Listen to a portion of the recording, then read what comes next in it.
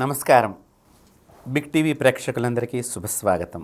మనం శ్రావణ మాసంలో జరిగేటువంటి మంగళగౌరీ దేవి యొక్క విశిష్టతను తెలుసుకునే ప్రయత్నం చేద్దాం ఈరోజు.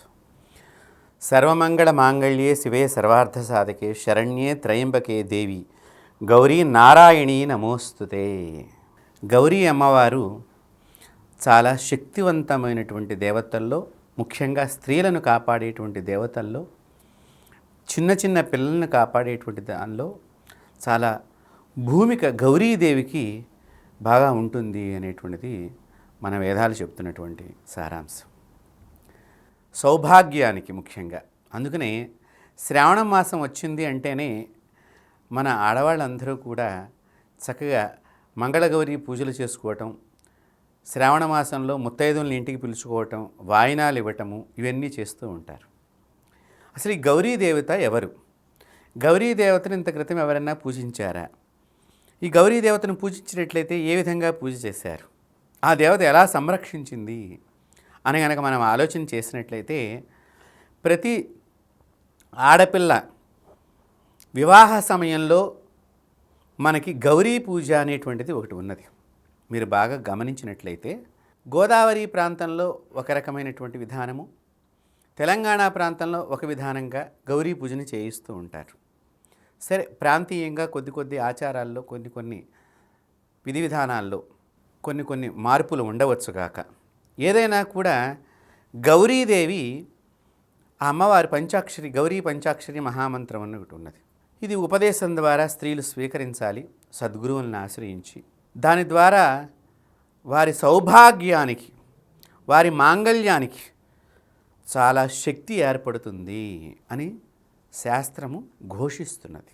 కన్యగా ఉండేటువంటి ముత్తైదువు చూడండి, మన దగ్గర ఎంత గొప్పగా చెప్పారో.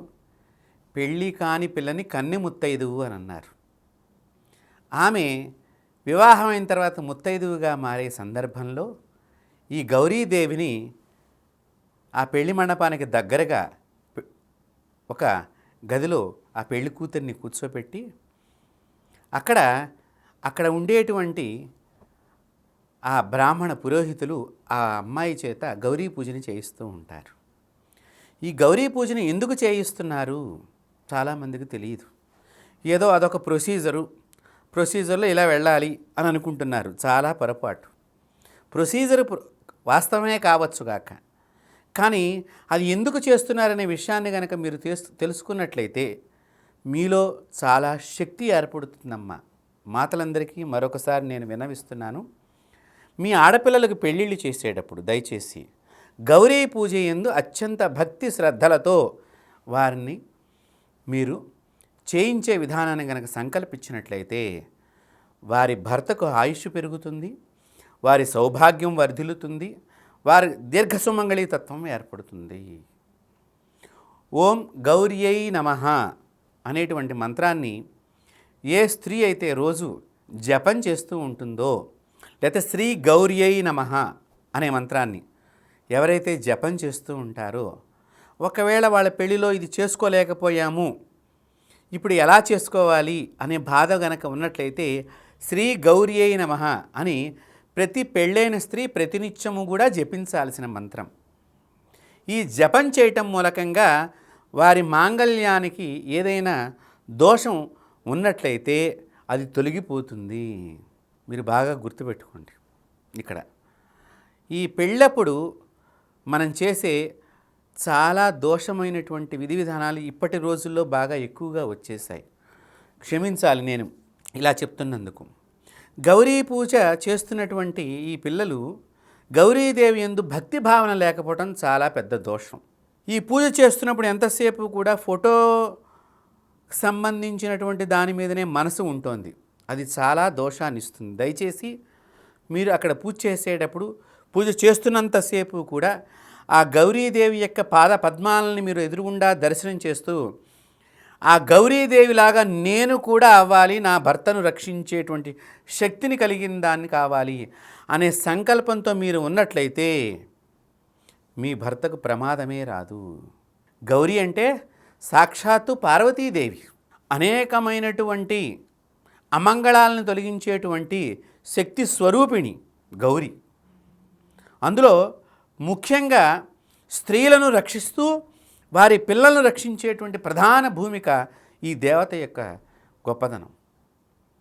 కాబట్టి పసుపు ముద్దగా కానీ కొంతమంది రాజమండ్రి ప్రాంతంలో ఒక శిల రూపకంగా పెట్టుకుని చేస్తూ ఉంటారు. కొంతమంది చెక్కని ఆ విధమైనటువంటి రూపకంగా పెట్టుకుని పూజ చేస్తూ ఉంటారు. దానికి పసుపు రాసి గౌరమ్మగా భావన చేసి గౌరీ మంత్రాలతో ఆవాహన చేసి గౌరీదేవి యొక్క అష్టోత్తరాన్ని చేస్తూ ఉంటారు. అలాగే శ్రీ గౌరియై నమః అని మీరు ప్రతిరోజు కూడా చక్కని పసుపు రంగు వస్త్రాన్ని ధరించి, ఒంటి మీద పసుపు రంగు వస్త్రాన్ని ధరించి, కాళ్లకు పసుపు పారాణి పెట్టుకుని, ముఖానికి కూడా చక్కగా పసుపు రాసుకుని, దాని మీద ఆవు నెయ్యి రాసి దాని మీద కుంకాన్ని ధరించి, ఎప్పుడైతే ఈ ఆవు నెయ్యి పసుపు మీరు రాసుకుంటారో ఇక్కడ స్వేద రంధ్రాల ద్వారా, ఈ కనుబొమ్మల మధ్య ఉండేటువంటి స్వేద రంధ్రాల ద్వారా ఆ నెయ్యి ఈ గొంతుకు దగ్గర ఉండేటువంటి థైరాయిడ్ గ్రంథిని చక్కగా పనిచేసేటట్టు చేస్తుందండి. అందుకని మన పూర్వీకులు ఎప్పుడూ కూడా, మన పూర్వంలో ఆడవాళ్ళకి థైరాయిడ్ వ్యాధి లేదు. ఇప్పుడు చాలామందికి థైరాయిడ్ వ్యాధి వస్తుంది. థైరాయిడ్ ద్వారా సంతానలేమి సమస్యలు వస్తున్నాయి. అందుకనే నేను ఇందాక చెప్పాను, గౌరీదేవి పిల్లల్ని సంరక్షించే దేవత. ఆవిడ పసుపు స్వరూపాన్ని ధరించినటువంటిది. వ్యాధులను నశింపజే, స్త్రీలకు వచ్చేటువంటి వ్యాధులను నశింపచేస్తుంది. అంతేకాకుండా తన సౌభాగ్యాన్ని కాపాడుతుంది, పురుషుడిని కూడా కాపాడగలిగే శక్తి ఎవరైతే కనుక శ్రీ గౌరియై నమః అనే మంత్రాన్ని జపం చేస్తూ వారి శక్తిని సంపాదించుకుంటారో, వారి భర్తకి ఏదన్నా కీడు వస్తే వీరి జపశక్తి ద్వారా దాన్ని పోగొట్టవచ్చు. మంత్రశాస్త్రం చెప్తున్నది ఆ విధంగా. కాబట్టి దయచేసి ఈ పసుపుని స్త్రీలు ఎక్కువగా వాడటం మూలకంగా ఈ థైరాయిడ్ గ్రంథి అనేటువంటిది సమానంగా పనిచేస్తూ ఉంటుంది, ఎక్కువ తక్కువ లేకుండా. తద్వారా ససంతాన సౌభాగ్యవంతులు అవుతారు స్త్రీలు. అందుకని ఈ పెళ్ళప్పుడు కనీసం అంతకుముందర చేశారో లేదో చేస్తూ ఉండవచ్చు. కొన్ని కుటుంబాలలో ఇప్పటికీ కూడా ప్రతినిత్యము కూడా ఆడపిల్ల చేత గౌరీదేవి నమస్కారమో గౌరీ స్మరణో కొంతమంది ఇళ్లల్లో ఆచారంగా ఉన్నది. ఆ జపం చేయించే లక్షణం ఉన్నది. చేశారో చేయలేదో తెలీదు. ఇప్పటి నుంచైనా తను భర్తను పొందుతోంది కాబట్టి ఇప్పటి నుంచైనా తను శక్తివంతురాలు కావాలి, తన భర్తను రక్షించేటువంటి స్త్రీమూర్తిగా మారాలి అని చెప్పి మన యొక్క పురోహితులు ఆ పెళ్లి మండపానికి దగ్గరగా గౌరీదేవిని పెట్టి గౌరీ స్మరణం చేయిస్తూ ఉంటారు ఆ పెళ్లి కూతురి చేత గౌరీ మంత్రాలతో. ఎప్పుడైతే ఈ గౌరీ మంత్రాలను వీరు చేస్తూ ఉంటారో ఆ దేవత వీరి యందు ప్రేమను పొందుతుంది. ఎప్పుడైతే ఆ ప్రేమను పొందినటువంటి వాళ్ళు వీళ్ళయ్యారో దాన్ని ఆ రోజు నుంచి తమ జీవితం లోపలికి తీసుకొచ్చుకోవాలి ఆ శక్తిని. అంటే ఆ ఒక్క రోజే చేయకూడదు, నిరంతరము దాన్ని. మన పెద్దలు ఈ రోజున నాకు ఈ పూజా విధానాన్ని అప్పచెప్పారు, మనకిది ఒక ఆచారము, మనకిది ఒక సంప్రదాయము, మన సనాతన ధర్మంలో ఇది ఒక పెద్ద భూమిక వివాహమైన స్త్రీకి అని మనం భావన చేసి ప్రతినిత్యము కూడా చక్కగా ఇంట్లో గౌరీ పూజ చేసినట్లయితే ఆ ఇల్లాలకి సర్వదోషాలు తొలగిపోతాయి. అయితే ఈ శ్రావణ మాసంలో మనం బాగా చూస్తూ ఉంటాం ఈ మంగళగౌరి వాయినాలని, శ్రావణ శుక్రవారం నోములని చెప్పి, వరలక్ష్మి వ్రతం అని చెప్పి, ఒక స్త్రీమూర్తికి చారుమతి అనేటువంటి ఒక స్త్రీమూర్తికి కలలో కనిపించి ఆ లక్ష్మీదేవి సర్వశుభాల్ని ఈ విధంగా పూజ చేసినట్లయితే నీకు కలిగిస్తాను అని చెప్పినప్పుడు కలలో వచ్చింది. తన అత్తగారికి మామగారికి సెలవిచ్చి ఈ విధంగా నేను పూజ చేద్దాం అనుకుంటున్నాను, మీరు అనుమతిని ప్రసాదించండి అని అడిగి ఆ వ్రతాన్ని ఆచరించిందే వరలక్ష్మి వ్రతం. కలలో వస్తే నిజంగా జరుగుతాయా, నిజంగా అవుతాయా అంటే భగవంతుడు ఉపదేశం చేశాడు ఆ చారుమతి గొప్పతనానికి. పరమేశ్వరుడు చెప్పాడు ఈ కథనంతటిని కూడా, ఏదో నేను చెప్పట్లేదండి. ఓయ్, పరమేశ్వరుడు సాక్షాత్తు పార్వతీదేవి చెప్పాడు శ్రావణ మాసంలో లక్ష్మీ వ్రతం వరలక్ష్మి వ్రతం చేసేటువంటి గొప్ప శక్తిని. అందుకనే అక్కడ అంబాత్రయం అంటాం, ముగ్గురు అమ్మలు కలిసినటువంటి త్రయమే ప్రతిరూపం కూడా. లక్ష్మైన మహాలక్ష్మి, మహాకాళి, మహాసరస్వతి స్వరూపమే. అలాగే దుర్గైన మహాలక్ష్మి, మహాకాళి, మహాసరస్వతి స్వరూపమే. అలాగే మన భాషలలో ఉన్న సరస్వతీ మాత అయినా సరే మహాలక్ష్మి, మహాకాళి, మహాసరస్వతి స్వరూపమే. శక్తి ఒకటే, కానీ వారి విభాగాలుగా భక్తులకు తొందరగా వారి భక్తుల సౌకర్యార్థము వారు ఆ విధంగా దర్శనమిస్తూ వచ్చారు. కాబట్టి ఎప్పుడైతే మనం ఈ శ్రావణ మాసంలో చక్కగా అమ్మవారి వ్రతం చేసుకుని గౌరీ నోమును నోచుకున్నా, లేకపోతే వరలక్ష్మి వ్రతం నోచుకున్నా, చక్కగా ముత్తైదువులందరినీ పిలుచుకుని వాళ్ళకి పసుపు రాయటం ద్వారా ఈ చేతికి పసుపు నిరంతరము ఆ మాసంలో జరుగుతూనే అంటుకుంటూ ఉంటుంది. ఎప్పుడైతే ఈ చేతికి పసుపు అంటుతూ ఉంటుందో ఈ రంధ్రాల ద్వారా మన శరీరం లోపలికి ఆ పసుపుకు సంబంధించినటువంటి పసుపు ఎక్కడి నుంచి వస్తుంది? ప్రకృతిలోంచి వస్తుంది, పంట ద్వారా. దాన్ని మీరు శ్రావణ మాసం అంతా ధరించడం మూలకంగా మీరు కాళ్ళకి ధరిస్తారు.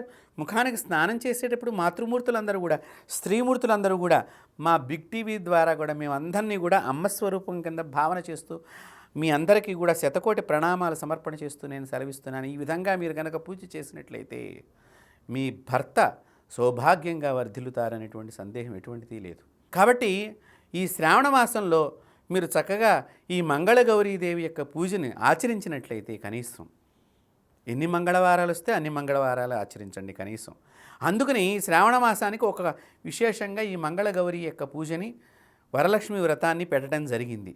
ఎందుకంటే మన పండుగలన్నింటినీ కూడా ఒక్కొక్క మాసంలో విశేషంగా ఎందుకు చెప్పారు అంటే, కనీసం నిరంతరం చేయకపోతే ఆ మాసంలోనన్నా ఆ దేవతను ఆరాధన చేయటం మూలకంగా ఆ దేవతాశక్తిని మీరు పొందగలుగుతారు అని చెప్పి ఒక్కొక్క మాసానికి ఒక్కొక్క దేవతకి మనతో మన జీవన విధానానికి అక్కడ రెండిటికి సమ్మిళితం చేశారు వేదమూర్తులైనటువంటి ఋషి సంప్రదాయం. ఋషులు ఆ విధంగా మనకి కనెక్టివిటీ పెట్టారు ఆ మాసంలో ఆ దేవతకి మనకి. కనీసం అప్పుడన్నా వీళ్ళు కలియుగంలో రాను రాను ఇవి తగ్గిపోతూ ఉంటాయి, నిత్యము చేయాల్సినవన్నీ కనీసం ఒక మాసంలోనన్నా పెడితే ఆ మాసానికి బంధంగా వీళ్ళు పనిచేస్తూ ఆ పూజలు చేసుకుని ఆ శక్తిని సంపాదించుకుంటారు అని చెప్పి. నిజంగా చెప్పాలి అంటే పెళ్లి మండపం దగ్గర మొదలుపెట్టినటువంటి గౌరీ పూజ ఆ మాతృమూర్తి నిరంతరము కూడా తన జీవించినంతకాలం చేస్తూనే ఉండాలి. తద్వారా తన సౌభాగ్యం వృద్ధి చెందుతుంది, అలాగే పిల్లలు వృద్ధి చెందుతారు, తన ఆరోగ్యం కూడా పరిరక్షింపబడుతుంది. ఇక్కడ అందుకనే గౌరీదేవికి చలివిడి అంటే చాలా ఇష్టం అండి.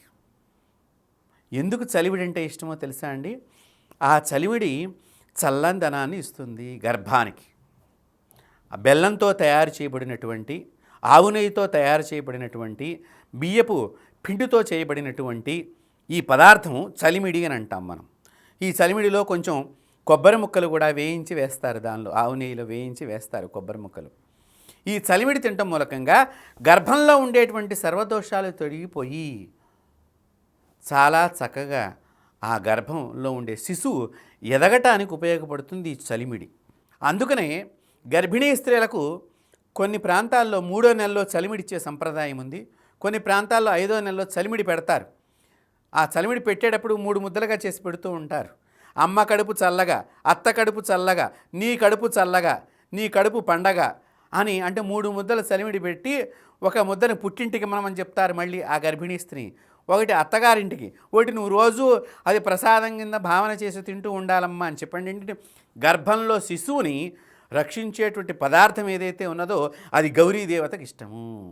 అందుకనే శ్రావణ మాసంలో మంగళగౌరీ వాయినాల్లో తప్పకుండా చలిమిడి ముద్దని పెట్టే సంప్రదాయం మనకు అసలు వచ్చింది. కావున మీరందరూ తెలుసుకోవాల్సింది ఆహారపు అలవాట్లు, ప్రకృతితో, దేవతతో మన జీవన విధానాన్ని, వేదం మన జీవన విధానం. వేదం ఎలా చెప్పింది మనకి? మన యొక్క శరీర ఆరోగ్యాన్ని మనం కాపాడుకుంటూ మన శరీరాన్ని చక్కగా, భగవంతుడు ఇచ్చిన శరీరం అండి ఇది, ఎంత అందమైన సుందరమైనటువంటి శరీరాన్ని మనం ఈ రోజున పాడు చేసుకుంటున్నాము. అనేకమైనటువంటి చెడ్డ పనుల ద్వారా ఈ శరీరాన్ని మనం పాడు చేసుకుంటున్నాము. భగవంతుడు మనల్ని ఒక్కొక్కళ్ళని ఒక్కొక్క మంచి పని చేయడానికి సృష్టించాడు. అది గనక మనం ప్రతి ఒక్కరూ గనక తెలుసుకున్నట్లయితే ఈ శరీరాన్ని సత్కార్యక్రమాలకి, సత్కర్మలకి మనం ఉపయోగించి చూడండి. చరిత్రలో కీర్తిని భూమి మీద వదిలివేసి వెళ్ళారు కాబట్టే మన పూర్వీకులు కీర్తి శేషులయ్యారు. వారు సంపాదించుకున్న పుణ్యాన్నిటండి కొంత భూమి మీద వదిలేసి వెళ్ళారు వాళ్ళ ఇంటిలో.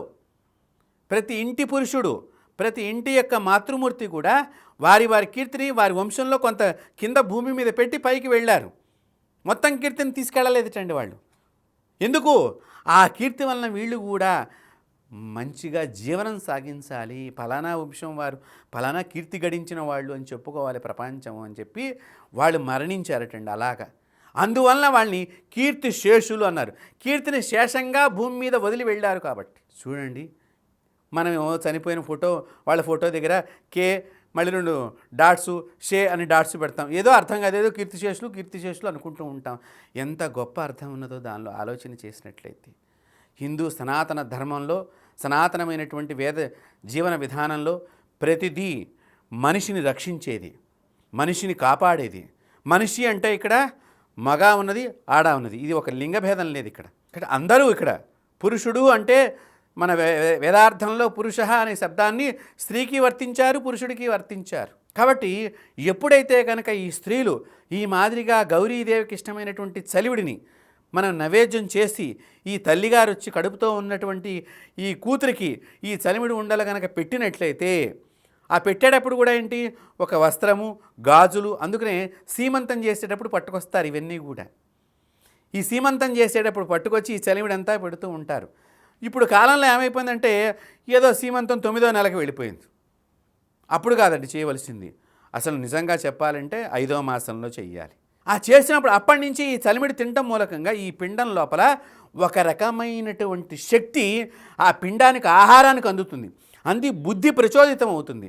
ఈ ప్రచోదితమైనటువంటి సంతానం మంచి బుద్ధి కలిగినటువంటి వాడు వాళ్ళకు పుత్రుడుగానో పుత్రికగానో ఉద్భవించి వాళ్ళ వంశాన్ని కీర్తి ప్రతిష్టలకు తీసుకొస్తారు. అదే గౌరీదేవి శక్తి. అందుకని గౌరీ పిల్లలను రక్షించేటువంటి దేవత.